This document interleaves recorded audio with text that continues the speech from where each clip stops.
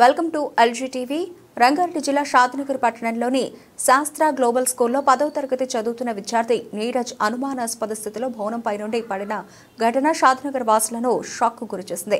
హుటాహుటిన అంబులెన్స్లో హైదరాబాద్ ప్రైవేట్ హాస్పిటల్కి తరలించిన ఫలితం లేకపోయింది. ఉపాధ్యాయుడు తీరు వల్లే తమ కుమారుడు చనిపోయాడని కుటుంబ సభ్యుల ఆరోపణ. విషయం తెలుసుకున్న ఎంఈఓ మనోహర్, పట్టణ సీఐ విజయ్ కుమార్ పాఠశాల ప్రిన్సిపల్ను వివరాలు సేకరించారు.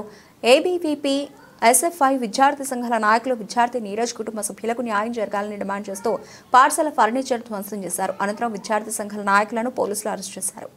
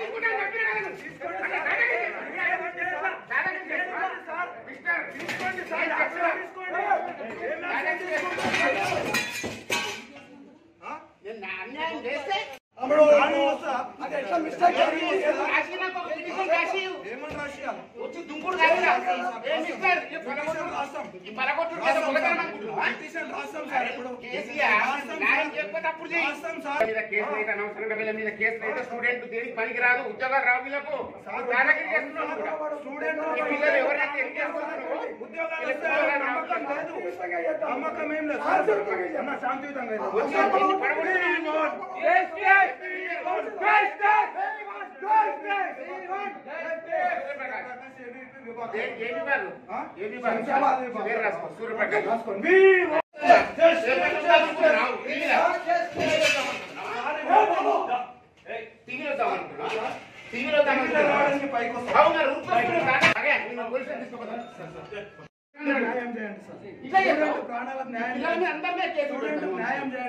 నేను చెప్తానే ఉన్నది.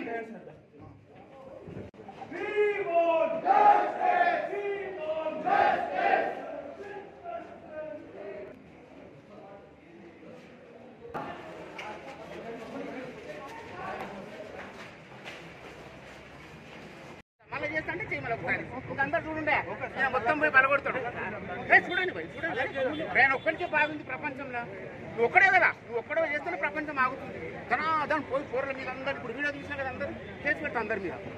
పొద్దున ఎట్లా వస్తుంది చూస్తా అంటే నువ్వు చేసినంత మాత్రం న్యాయం చేస్తాం, లేకపోతే చేయమా? ఇదేం పద్ధతి నీది మిస్టర్? ఇదే పద్ధతి? అడిగే పద్ధతి పోయి దాని 10 మందిని తీసుకొని పోయి పలగొట్టు, ఇది పద్ధతి? నీకు అడగానికి రాదా? మిస్టర్ నువ్వు ఏం కేసు పెట్టాలి? ఏం జరిగింది, ఏం కేసు పెట్టాలి, ఎట్లా నేరస్తులను శిక్ష పెట్టాలి అది ఆలోచించు.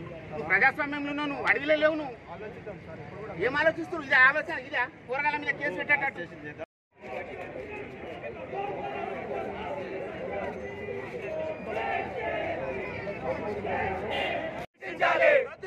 పాఠశాల గుర్తింపును వెంటనే రద్దు చేయాలి. పాఠశాల గుర్తింపును వెంటనే రద్దు చేయాలి.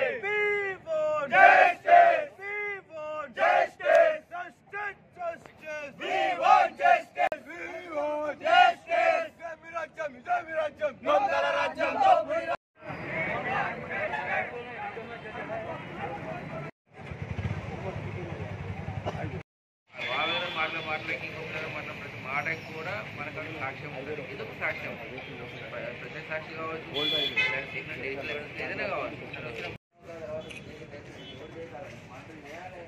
ఎవరు బాధ్యత, ఎవరి కర్మలను అదే మొదలు వాళ్ళ పైన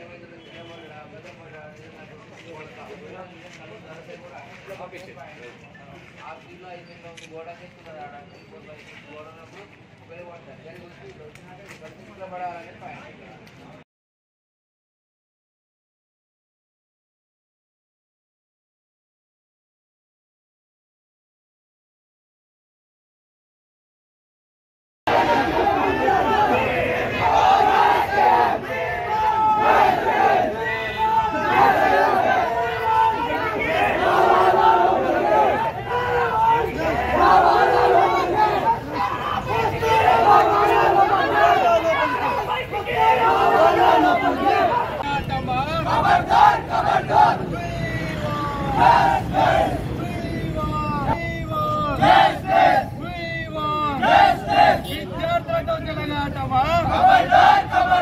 విద్యార్థులతో చెలగాటమా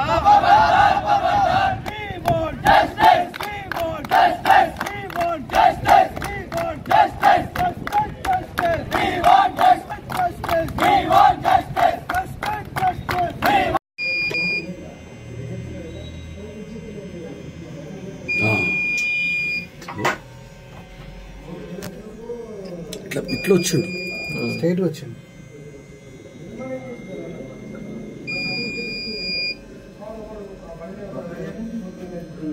స్లో పెట్టాను సార్, ఎత్తుకొని పోతున్నారు. నువ్వేనా హాస్పిటల్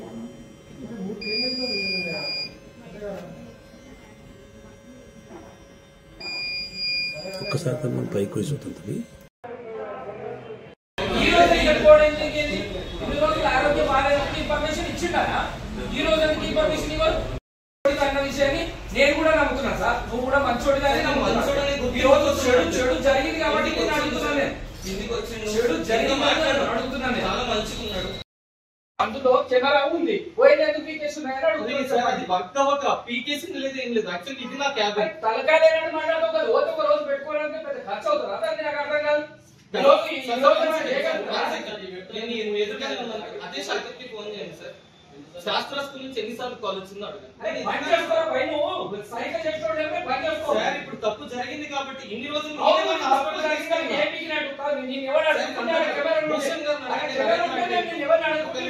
భూషణ్ గారిని అడగండి, భాగ్య గారిని అడగండి, నరేంద్ర అంటే నేను అన్ని చెప్పట్లేదు సార్. లంచ్ ఒక్క నిమిషం, లంచ్ ఆడ కెమెరా ఇప్పుడు ఇష్యూ జరిగింది కాబట్టి కెమెరా లేదని మాట్లాడుతున్నాడు. 100 మందికి చెప్పినట్టున్నాడు.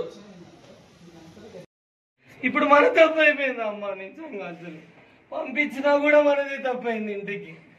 ఇదేం కోసరా తండ్రి అమ్మా. బాగాలేకపోతే ఇదే చేతుల మీద తీసుకుపోయినాం సాయి హాస్పిటల్కి. వాళ్ళ నాన్నకంటే ముందున్నా నేను ఒమేగాలో, నేను 3 రోజులున్న ఒమేగా హాస్పిటల్లో, నేను న్యూరాలజీ డాక్టర్ దగ్గర. నా అన్న యశోదాలో ఉంటే నేను డాక్టర్లను కనుక్కున్నా నేను ఎట్లుందా అని.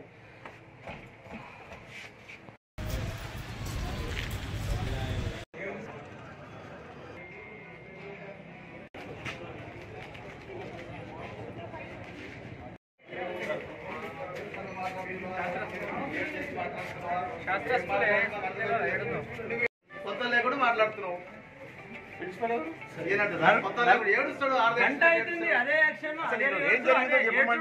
వాళ్ళ టీచర్స్ వచ్చి ఆయన వాటర్ తాపడం, నీ పిల్లగాడు కాదు చనిపోయిందా?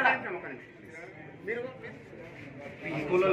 ఒకరికి బయట ఈరోజు ఏం జరిగిందో చెప్పమంటే ఆయన ఏడుస్తున్నాడు.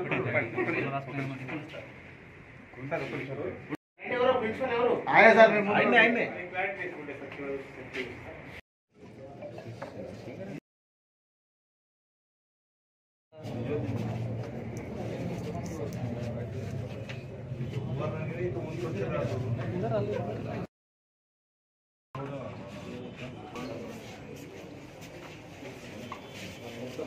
ఇయర్లో 4-5 టైమ్స్ కొంచెం హెల్త్ ఇష్యూ ఉండే, ఫిట్స్ ఉండే.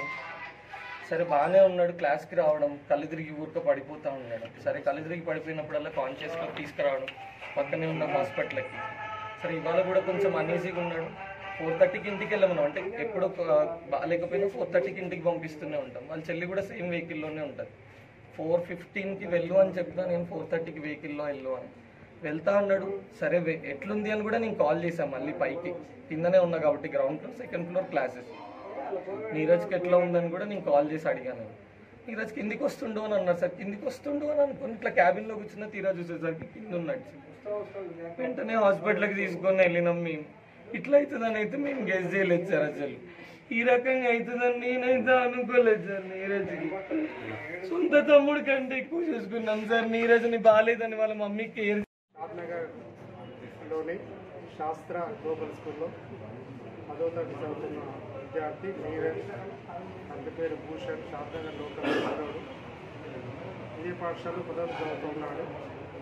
దురదృష్టవశాత్తు కింద పడి బాగా గాయాలైన సందర్భంలో ప్రిన్సిపల్ గారు వ్యూ హాస్పిటల్ తీసుకెళ్ళడం జరిగింది. అక్కడ నుంచి హైదరాబాద్ ఒమేగా హాస్పిటల్ తీసుకెళ్ళడం జరిగింది. ఇంకా పూర్తి ఇన్ఫర్మేషన్ రావాల్సి ఉంది. గాయాలైతే బాగా అయినాయని తెలిసింది.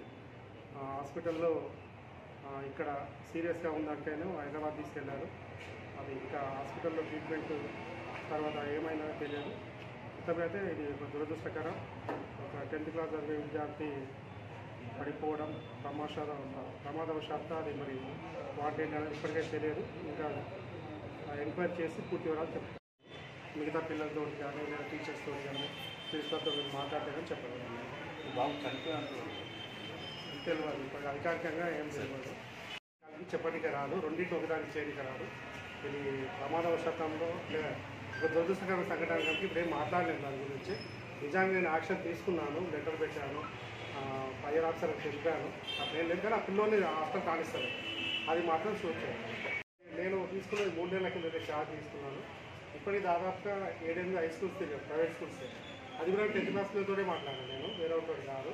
చదువు పట్ల ఎట్లా ఉండాలి, పిల్లల పట్ల ఎట్లా ఉండాలి, టీచర్స్ పట్ల ఎట్లా ఉండాలి, అంటే ఎట్లా సీరియస్గా ఎట్లా తీసుకోవడం, ఈజీగా ఎట్లా తీసుకోవడం మాట్లాడాను. అట్లనే నాకు ఎట్లాంటి కాంప్లైంట్స్ రాలేదు. పిల్లల మీద ప్రెషర్ ఉందని కానీ ఇబ్బంది పెట్టుకోవడం కానీ ఇట్లాంటి ప్రెషర్స్ రాలేదు. ఇస్తే ఖచ్చితంగా ఇమీడియట్ యాక్షన్ మీకెళ్ళి దుంకి ఆత్మహత్య చేసుకోవడం జరిగింది. ఈ ఆత్మహత్యకు కారణం ఎవరని మేము ప్రశ్నించినప్పుడు స్కూల్ యాజమాన్యం బయటకు వచ్చి విద్యార్థికి ఏం జరిగిందో చెప్పకపోగా తను కన్నీరు మున్నీరు అవుతా ఉన్నది. ప్రజలంతా అమాయకులేం కాదు, విద్యార్థులంతా అమాయకులేం కాదు. మీరు ఏడ్చినంత మాత్రంలో సమస్య సాల్వ్ అవుతుంది అనుకుంటే ఖచ్చితంగా మీ పొరపాటు. ఎందుకంటే మీరు బయటకు వచ్చి మాట్లాడేంత వరకు ఈ విద్యార్థి సంఘం ఎస్ఎఫ్ఐగా మేము ఇడిసబెట్ట పోము. విద్యార్థికి జరిగిన అన్యాయాన్ని ప్రశ్నించే వరకు వెనకడిగేసేదే లేదు. కాబట్టి అధికారులు తప్పు జరిగిన తర్వాత మీరు అక్కడికి వచ్చి ఏం జరిగిందని నిలదీయడం కాదు, తప్పు జరుగుతున్నటువంటి ఏవైతే షాద్నగర్లో స్కూల్స్ ఉన్నాయో వాటన్నిటిని మీరు పరిశీలించాలి. అక్కడ ఏది జరుగుతుందో మీరు తెలుసుకోవాలి. అధికారులు ఏం చేయనికున్నారని మేము అడుగుతా ఉన్నాం. మీరు ఒక అధికారికంగా ఉన్నప్పుడు ప్రతి స్కూల్కు వెళ్ళాలి, అక్కడ ఏం జరుగుతుందో తెలుసుకోవాలి, అక్కడ ఉన్నటువంటి మేనేజ్మెంట్తో మీరు ఖచ్చితంగా మాట్లాడాలి. కానీ ఈ రోజు విద్యను ప్రైవేటీకరణ చేస్తూ విద్యను వ్యాపారంగా మారుస్తున్నటువంటి పరిస్థితి మనం చూడవచ్చు. విద్యను ప్రైవేటీకరణ చేసి విద్యను వ్యాపారంగా మార్చి మీరు డబ్బులు చేసుకుంటా పోతే మేము మా పిల్లల్ని చంపుకొని మా పిల్లల శవాలతో రోడ్ల మీదకి ఎక్కి మేము ఏడ్చుకుంటా కూర్చుంటున్నా అని చెప్పి మేము ఎస్ఎఫ్ఐగా డిమాండ్ చేస్తా ఉన్నాం. మీరు బయటికి రావాలి, బయటకు వచ్చి ఏం జరిగిందో చెప్పాలి. ఇక్కడ కింద వాటి ఎంబడే మీరు ఏ విధంగా కడుగుతారు, ఆ విధంగా ఎందుకు నిలుచలేరు, మాకు ఏ విషయం తెలియకుండా ఉండడానిక? ఖచ్చితంగా నిజాలను బయటికి తీస్తాం. నిజాలను బయటికి తీసేంత వరకు ఎస్ఎఫ్ఐగా మేము నిద్రపోం. కాబట్టి మీరు బయటికి రావాలి. విద్యార్థికి జరిగిన అన్యాయాన్ని మాకు ఏం జరిగిందో పూసగుచ్చినట్టు చెప్పాలి. సీసీ కెమెరాలు లేవా? మీరు సీసీ కెమెరాలో చూస్తలేరా? మరి అంత నిర్లక్ష్యం ఎందుకు మీకు మేనేజ్మెంట్ కు? అంటే ఎవడేం చేస్తారో చూస్తామని అనుకుంటున్నారా మీరు? ఖచ్చితంగా స్కూల్ను సీజ్ చేసేంత వరకు పోరాటం చేస్తాం. అధికారులు వెంటనే స్పందించి స్కూల్ను సీజ్ చేయాలి, విద్యార్థికి తగు న్యాయం చేయాలి. ఏం న్యాయం చేస్తారు? విద్యార్థి ఈ రోజు ఒక్కడే కొడుకు, తన తండ్రి కన్నీరు మున్నీరు అవుతా ఉన్నాడు. ఒక కొడుకు పోతే ఆ బాధ ఎలా ఉంటుందో మీకు తెలుసా?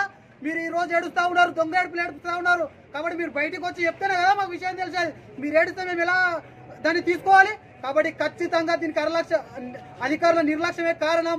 అధికారులు బయటికి రావాలి, స్కూల్ మేనేజ్మెంట్ బయటికి రావాలి. బయటకు వచ్చి విద్యార్థి పక్షాన ఏం జరిగిందో చెప్పి విద్యార్థికి న్యాయం చేసేంత వరకు పోరాటం చేస్తాం.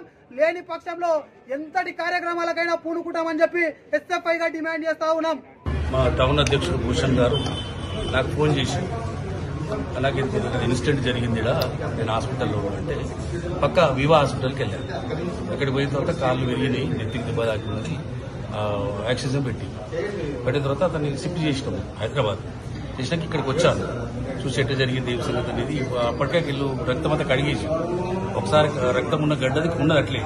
తర్వాత అంతా విచారించిన తర్వాత లాస్ట్కు ఒక పిల్లోడు ఏదైతే వచ్చి బెడ్లెక్కి పోతున్నాడో ఆ పిల్లోని పక్కకి పిలిచి అడిగింది, ఆయన ఏం జరిగింది ఎందుకు తెలియలేదు సార్. కొద్దిగా మేము బయట కేకలు లొల్లి పెట్టుకుంటే ప్రిన్సిపాల్ గారు పిలిచారు. పిలిస్తే కోపమయ్యాడు, అంటే నేను కూడా నన్ను కూడా కోపమయ్యాడు. ఇక ఏడ్చుకుంటా పైకి పోయాడు. నేను సెకండ్ ఫ్లోర్ మా స్కూల్ క్లాస్లో పోయేటప్పుడు నేను వాష్రూమ్కి వస్తా, నువ్వు పోరా అంటే వాడు వెళ్ళిపోయాడు. వాడు వచ్చి ఫస్ట్ ఫ్లోర్కి వచ్చి పడినట్టు ఆనవాళ్ళు ఉంది. అయితే అక్కడ కెమెరా లేదు, 15 రోజులకి తీర్చిచ్చారట. ఇది జరిగింది. అంటే దీని ఉద్దేశం ఏంటంటే కొద్దిగా సెన్సిటివ్ పిల్లగాడు, ముందే ఆరోగ్యం బాగాలేదు. ఆ సార్ కూడా తెలుసు ప్రిన్సిపాల్, కానీ మరి ఏదో ఇలా ఏం ఇన్సిడెంట్ జరిగిందో ఏందో ఆ క్లాస్లో ఇంకా ఆ పిల్లోని మనకు పక్కకున్న పిల్లోని విచారిస్తే కానీ క్లారిటీ తెలియదు. మొత్తం పైన ఫస్ట్ ఫ్లోర్కి వెళ్ళి పడ్డట్టు క్లారిటీ వచ్చింది.